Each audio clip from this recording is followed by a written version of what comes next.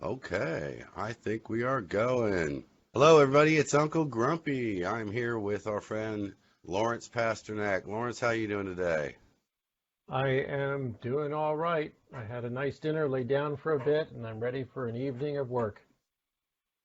Really? Well, here we go. This is some work right here. Let's do some work. Uh, let's see. I'm trying to move a few screens around here before I mess something up. It's liable to happen. Everybody out there, please share this. Like and share the show. Thank you to the sponsors, uh, Scissortail Law Group in Oklahoma City, and of course Green Country Bud and Sweet Leaf, which I've got their shirts back here, right here behind me. So I dug them out and hung them up because I need to get like big logos for them to put behind me. And look, Lawrence, I've got the Canada Constitution behind me. I see it. Our our goals here are the Cannabis Constitution. If you guys haven't seen it, you should go to the site, go to the page and read it. It's a lot of fun. Makes a lot of sense. Okay, Lawrence, we want to talk about a few things today, starting with what I posted about Friday night, and that is this new study at the Capitol by Representative Tammy Townley. Um, let's hear your thoughts on that. What do you think, Lawrence? Well, my understanding is that this is not going to be anywhere near as broad as the medical marijuana working group from last summer, that it's going to be much shorter, perhaps just simply a day, and it's going to focus specifically on issues of advertising. What's implied by this is that since tobacco advertising is not allowed, so why should the state allow cannabis advertising? Wait. And Now, wait a second. I don't mean to interrupt you there, but this isn't cannabis advertising. According to Tammy Townley, this is weed. That's what she well, puts in the document. yeah, that's true. She lists it expressly as weed, Let's get a look at that. I'll put that up and wacky, show everybody what tobacco, the that looks devil's like. lettuce, reefer, all those slang terms for Yeah. cannabis sativa linnaeus. Okay, let's see. Hopefully, all right, everybody can see that now. Lawrence, can you see it? I'm going to hop over here on my other device for a minute and share this back to my page. Can you see it? You tell everybody what we're Yes. looking at? Yeah, so on the left side of the image is the overview of the request for the interim study that's been approved. There were three different cannabis-related studies that were requested. This was the only one that was approved. I guess perhaps to some surprise, John Eccles requested one, and it was denied. I don't know why. And then Lewis Moore, my representative, requested one under his belief that the marijuana being sold in Edmond is laced with methamphetamine, and he wanted to have an interim study to create some emergency brake for 788, but that was denied. So this was the only one Let's talk about that. that was approved. Hold on a second, Lawrence. Let's pause for just a second. Let's talk about that for just a second. Uh, what was it he wanted a study of, and what was his reasoning, and what did you find out in doing some research in the town he said this was an issue at? Tell us more about that. So he was campaigning for an interim study with the goal of establishing some sort of legal structure to suspend or end 788. Wanting to have, I think the term that he used was an emergency brake for 788. And the principal reason that he was giving was that the cannabis being sold, some of the cannabis being sold was laced with methamphetamine. And so people in Edmond were purchasing meth-laced cannabis. So, Okay, well, now, we've heard these scare stories before. We've never been able to find any cases of it being true. We've never been able to find any test results or final police report or anything else in the past. I mean, it's been 20, 30 years since these sort of crazy things happened, just before cannabis became legal in just about any states. So what did you find in looking into Edmond? so if you don't mind, even before Edmund, I want to talk about another incident of this kind of scare that took place earlier this year in New York State. In a rural area in Okay. New York State, police acquired some cannabis, some black market cannabis, and the field test for that was positive for fentanyl. And that hit the news, and it was a big scare. And then eventually they got the lab reports back, and it was negative. So, these field tests have lots of false positives. They're very unreliable. So the news basically has this big story about fentanyl-laced marijuana being sold around New England, but it turns out to not be the case. And I bring this up because eventually the sheriff who was responsible for initially bringing the story out had to recant it and admit that it was a mistake. But I bring it out also just because it affected a friend of mine whose daughter has certain issues and has been pleading with them to let her use cannabis. And they refused to because they didn't trust the supply under fear that some of it had fentanyl. So even though that's proven not to be the case, this is the consequence of spreading rumors. She's somebody who genuinely could have medically benefited from it. And by fear mongering and spreading rumors, that's doing real harm to people. So that's the context. And that's why I wanted to point it out, because now I have to wonder about how many families in Edmond, how many potential patients, how many people who could have benefited from cannabis. They're just scared away from it now. Did we lose Chris? Oh, he's back. No, I'm right here. Yep, you just I disappeared got for my a phone second. too close to my computer again. You know Oh, how that messes things up. right. I gotta So, quit doing that. We have figured that out, folks. It's my phone too close to the computer. We yeah. can't do that. But go ahead, So, Lawrence. so Lewis Moore went to the Edmund Sun a few weeks ago to basically present to him the dangers of our program because he alleged that Edmondites were being harmed by meth-laced cannabis. So I wanted to figure out where this claim came from. And even though even though he is my representative, he's not really, it seems, willing to engage in a conversation with me. So I had to do it on my own. I contacted the Edmond Police. I contacted the OBN. I contacted the OSBI.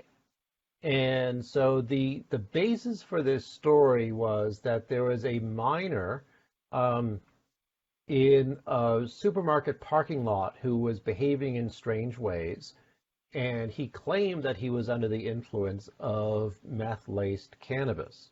However, they don't have any toxicology reports establishing that to be the case. He might have had mental illness. He might have just had an adverse reaction to cannabis. We simply do not know. And the Edmond police doesn't have any toxicology report showing that there is any meth-laced or otherwise drug-laced cannabis in Edmond. I talked to the OBN about it. Same thing. They don't have any instances of laced cannabis. I contacted the OSBI. They haven't responded yet. But so far, at least, it doesn't seem that there's any positive evidence for it. So, my Okay, so worry you is, looked into this. Go ahead. so, Go my ahead. worry is 30 years ago or so, there was some kook who laced Tylenol. Do you remember this story? Some guy who got some Tylenol Yeah. bottles from CVS, put cyanide in them, if I recall, and put them back on the shelf. Yeah. Well, of course it's always possible that there's some kook out there doing it, but we don't have any evidence of it.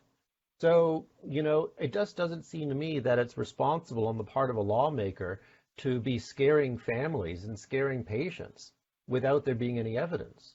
If he's privy to evidence that we're not, I'd like to hear it. But, I contacted law enforcement. I've not found that there is any basis for his claims. So, I just don't see any more worry there than if you go to CVS and you buy yourself some Tylenol. Okay, so what we have is a lawmaker who is screaming reefer madness for clearly on false information. I mean, do we assume that this gentleman thinks that it's out there and that we just can't find out about it? Or, I mean, we don't. You have to ask yourself, why does this guy think it's okay to ask to spend government money on a study like that when we can't come up with one actual case of it happening? I mean, I think it's extremely irresponsible. I think it's worthy of an ethics investigation as to why he would ask for this. And then we have to ask ourselves, how many more worthless investigations are they calling for on little to no information? Well, here we go. We have this one we're talking about today, this investigation into weed advertising. Let's see, as it says here, we don't advertise tobacco of any kind, so why are we advertising weed? That is, in fact, they put on here, topics is medical marijuana advertising, and then in parentheses, weed. So it seems like they're stuck on that, and you have to wonder what good, if any, is going to come out of a study by a group that's that closed-minded. What do you think? Well, the language itself is worrisome because it's disparaging. So, there's already a bias that's being indicated in the topic that makes you think that it's not going to be a fair-minded approach to the issue, and That's right. you would want, if you want an interim study, that it has to be fair and balanced. But already, the use of weed there makes you worry that it may not be. Yeah. Now, in speaking with Eccles and Fettgetter, both of them said that this would just be a study to determine if this group wants to run on a bill and what they want to run a bill on next session, what type of bills they should come up with. So I think what we're going to see out of this is draconian measures taken against cannabis advertising slipped in next year. If we don't find a way to change their thinking and change it quick. Lawrence, perhaps we should reach out and see about getting a meeting with this Tammy Townley and see if perhaps talking to her is something that might work. Yeah, we could wonder about what her goals are, and if she does want to imply that there are public health risks with cannabis that are comparable to tobacco, why she thinks that is the case. I've looked into it, and personally, I don't like the idea of smoking.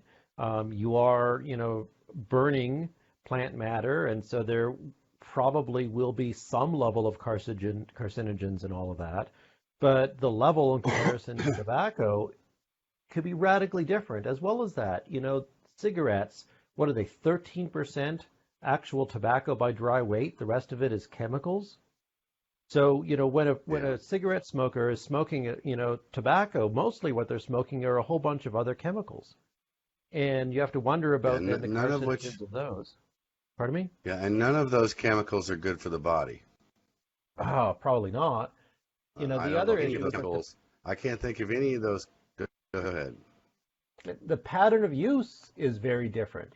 People who are smokers, they smoke a pack or two a day, right? They'll smoke, let's say, something like 30 cigarettes. They'll smoke basically during their waking hours, give or take a cigarette every half an hour. Now, I would take it that the vast majority of cannabis users might inhale 2 or 3 times, right? Once or twice or 3 times a day. If they're using it for chronic pain, with somewhat more frequency. If they're using it just to relax before bed, then it's negligible. But the pattern of use between cigarette smoking and cannabis smoking is very different. But furthermore, right, cannabis, right, can be used as an ointment. It could be eaten. It could be in a vaporizer, right? So there's so many other modes of delivery than smoking. And then Yeah, and this add to doesn't, that, well, this doesn't say that it's about smoking either. It compares weed to tobacco, but it says nothing right? about smoking. As you say, weed comes in so many other forms. So, I mean, why? I mean, wouldn't it make more sense if this said, something like, let's compare it to big pharma advertising or something that at least isn't, as you say, 75% chemicals. I mean, it's medicine. We know it's medicine. The state has acknowledged it's medicine, yet we have elected officials still calling it weed and trying to find ways to shut the program down, or as you said, your representative wants some sort of a stop switch or a kill switch for the program. Yeah, well, It's just it seems like no matter how much we think reefer madness is going away, we see stuff like this, which is blatant ignorance, in my opinion, and we have to wonder what they're thinking. I mean, I really wonder what they're thinking with this. so, Well, one of Representative my thoughts, Fettgetter was just calling me, but he might even want to, I don't know if he's made any comments, but if there's something he wants to add in, we can just check the comment thread and maybe even bring him on. One thing I wanted to say, though, was that do we really need an interim study here? I think maybe just a Google search could be enough. I did a Google search. I've looked at this issue before. I looked at it again.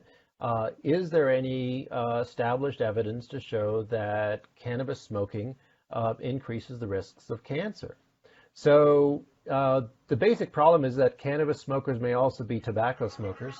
Oh, Fetgetter is phoning me too, so it must be important. okay, maybe he Shall I wants to answer come it? on the show. I'm going to I'm step guessing he away and wants to come answer on it. the show. Go ahead and answer it. Go ahead and answer it. Let's Hello? see what Representative Fettgetter would like.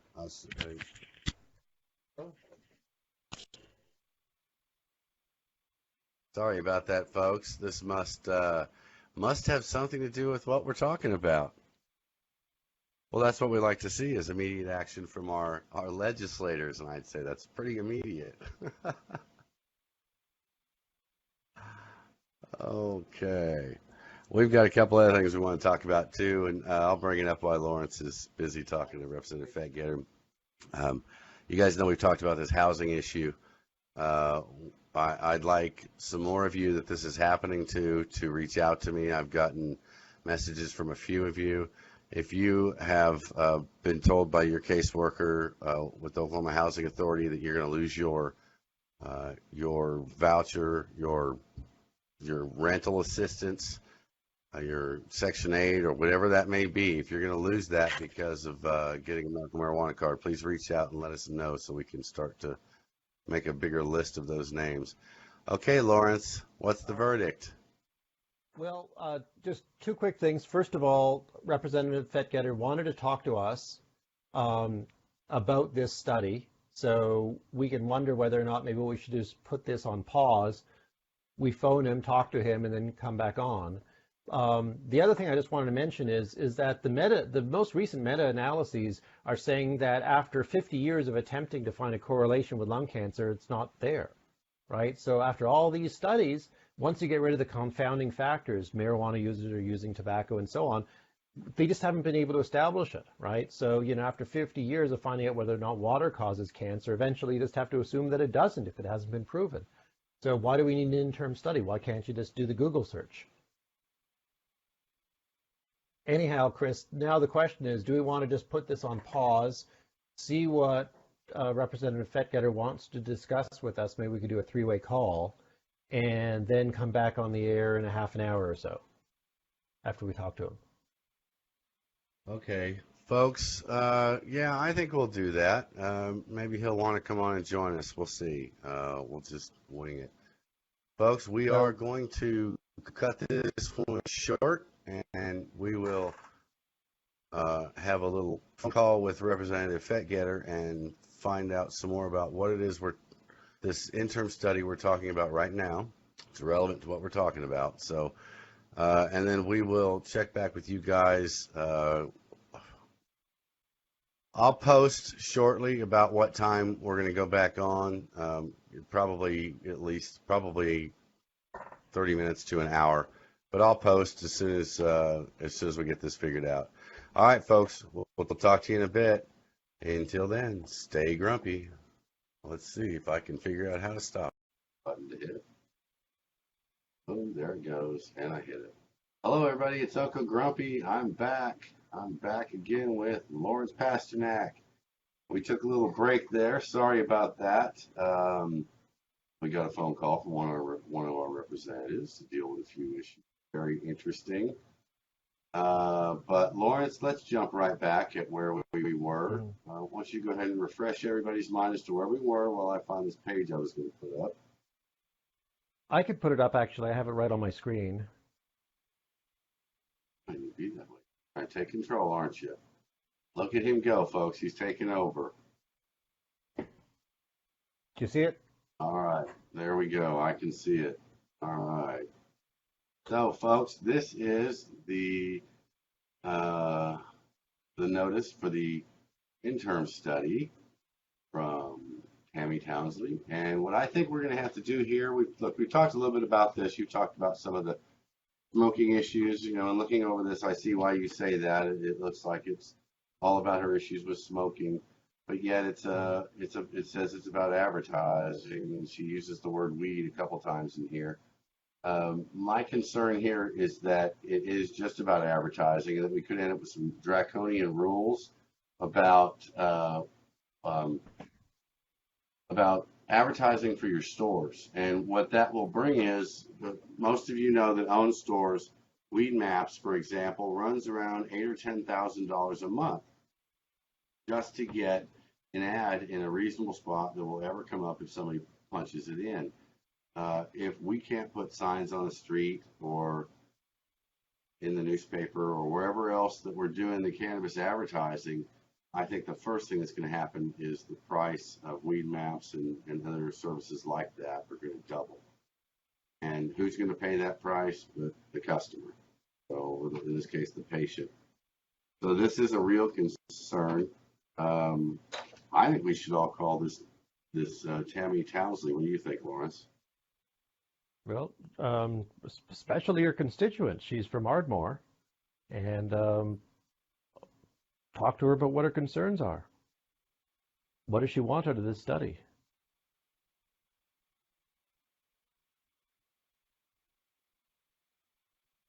Is that it? You got any more to say about it? A little short on Well, words there, Lawrence. Well, what does she want out of this study, of course, is the question, because what sort of restrictions might they want to impose? They could impose restrictions with regards to content. They could impose restrictions with regards to the location of advertising. So, for instance, they might say no billboards within 1,000 feet of schools, or they might say no billboards whatsoever. They might say no advertising except in areas that are targeted for individuals over the age of 21. They might restrict what content there could be. There could be only something like, they can't even use the word marijuana or cannabis. They could simply just refer to a dispensary's address. They can't talk about particular prices. They can't talk about particular strains. You don't know how far this might go. So it'll be more like the problems everybody has with Facebook advertising, only it'll be on the street. It'll come down to that. You'll get in trouble for posting the wrong stuff, or mentioning your price, or putting up a pot leaf, or anything else that might be related to that might cross the line from medical to what they consider recreational or full access. And I Yeah, think that's what it is. I think that they don't think it's a medical program. I don't think they believed in its medical advocacy from the beginning, and I don't think we've changed their minds yet. We've got a lot of work to do there. about a year ago, I had a conversation with a member of the state medical board, and he was praising the medical program in Arizona.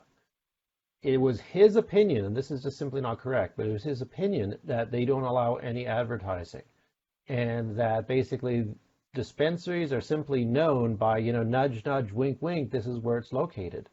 So people who want to go to a dispensary, they have no means to find out whatsoever other than word of mouth and some official list on a government website. So he talked about that because he thought that that was appropriate, that he wanted it to be like a speakeasy during alcohol prohibition, because people found Right. any reference to marijuana offensive, and so he didn't want to. He thought it was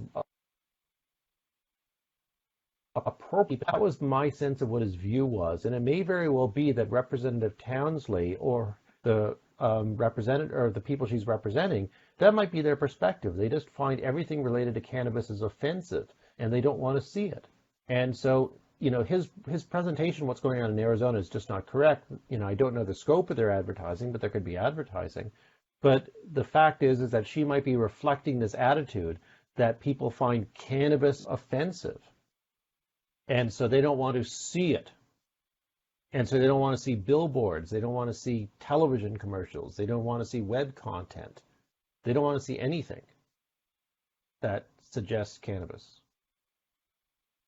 Yeah, we have kind of, I mean, we have to be open to the idea here that, well, uh, I certainly support everybody's free speech and their right to advertise in any way that they want.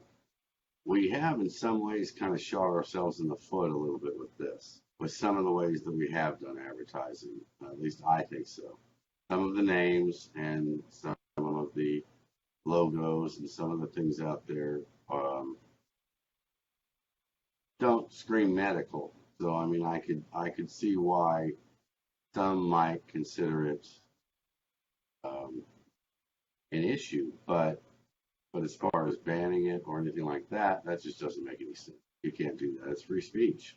You can't tell these people how to advertise. And again, when you do, the first thing that's going to happen is companies like Weed Maps and others are going to double their price, and that's going to go straight to the price that the patient pays. Well, another I'm trying. consequence is that without advertising, how many dispensaries would fold? To what extent do they A rely lot. upon those billboards and newspaper ads and so forth to basically let people know that they even exist? So that would be Yeah. enormously dangerous to the industry for there to be those kinds of bans. Now, there'd be First Amendment court cases in response, you'd imagine, because the word marijuana is not a swear word. It's not fighting words. There aren't statutes. There aren't court cases that basically have acknowledged that that's a limitation to speech. So it's hard to imagine that any statutes that might be introduced through this interim study would meet basically constitutional muster, but who knows what might be attempted. And all in all, Okay. this is simply just a kind of a burden, and it's a threat to all the, as I see it, it's a threat to all the businesses out there. Okay. Why don't you drop that picture real quick? Sure.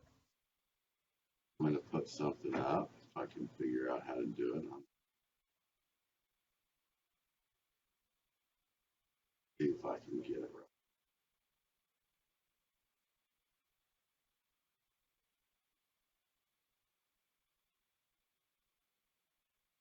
Okay, there we go. Right there, second from the bottom. Tammy Townsley, phone number 405-557-7326. Room 303A.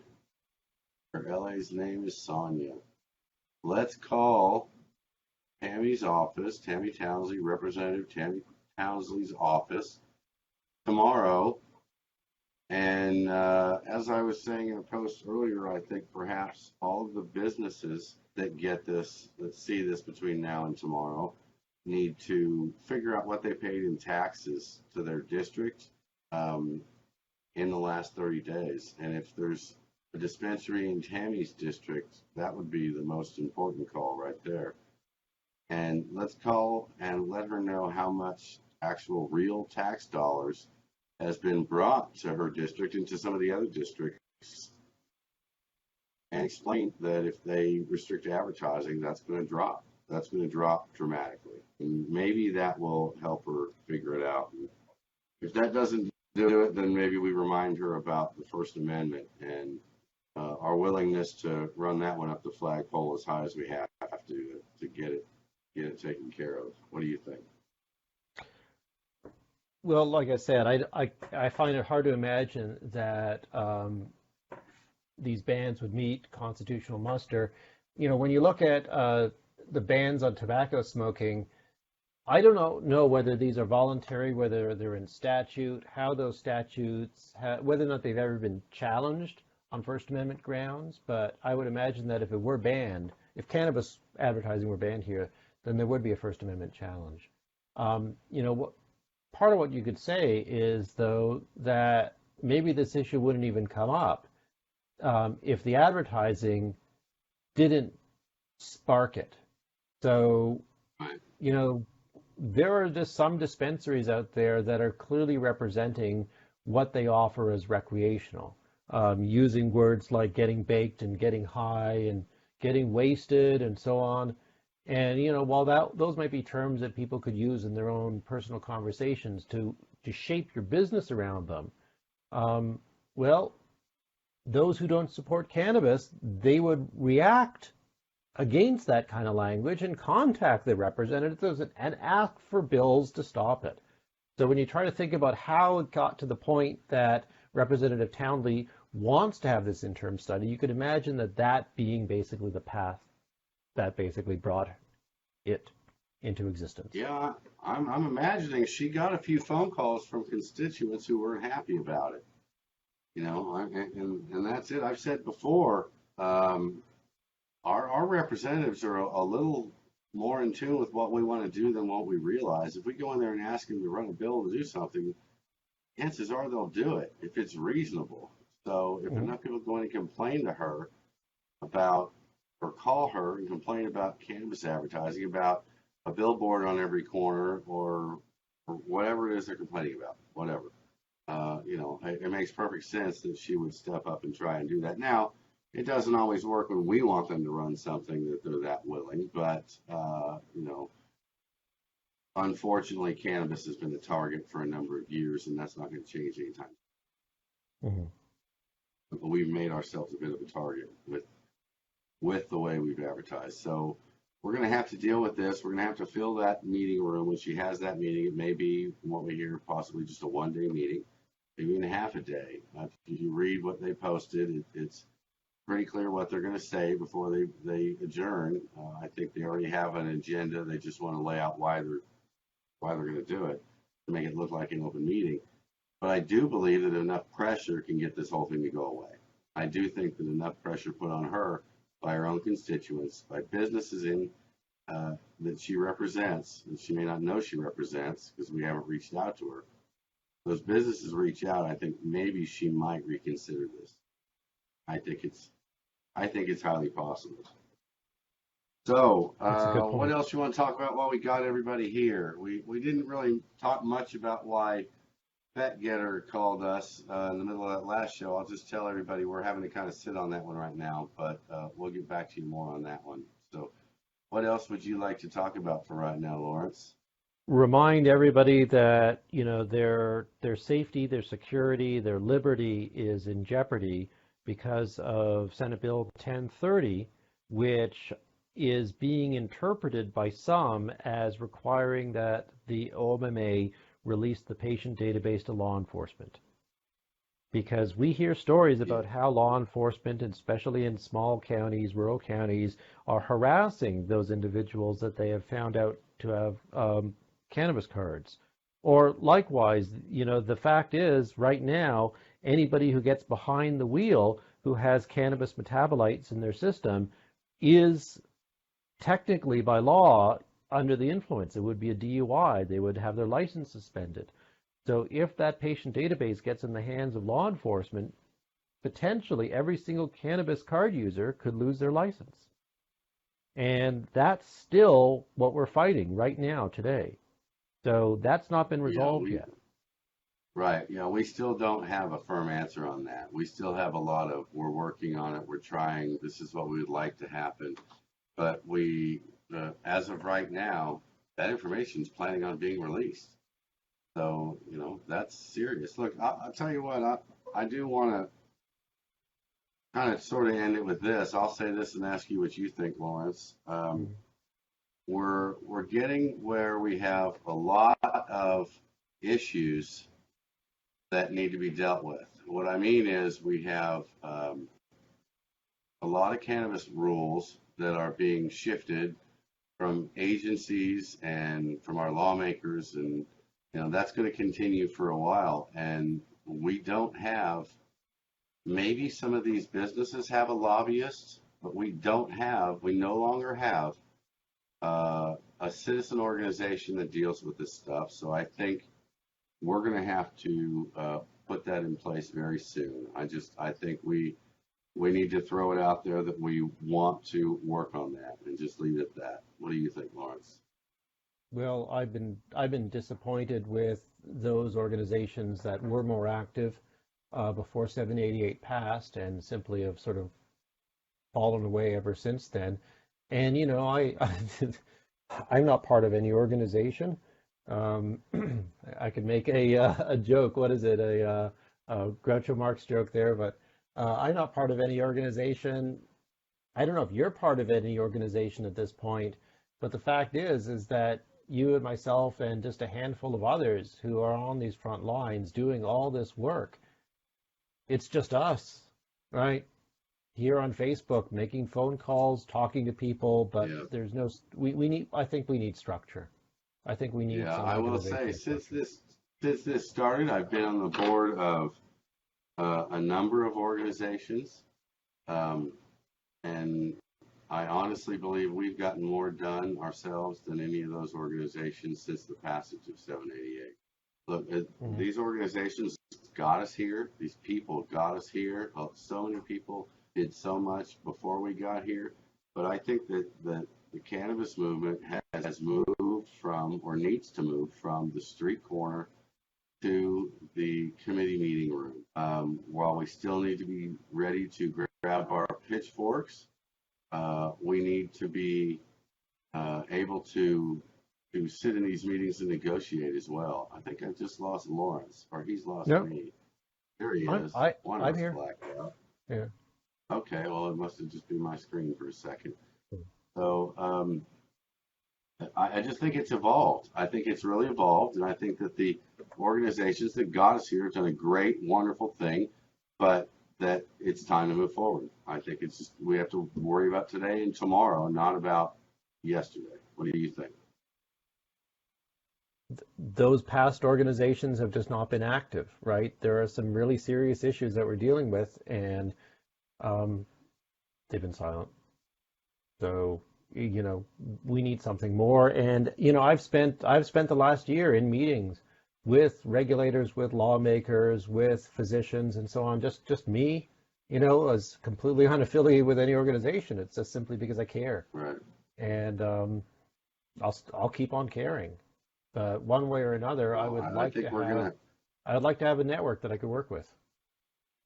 Yeah, I think it's time we stick a structure behind all this, rather than just Uncle Grumpy getting out here and screaming at night. I think it's time we put a little structure. So we will announce more about that later on this week. We've been working on some stuff for a bit, and I'm looking forward to telling everybody about it.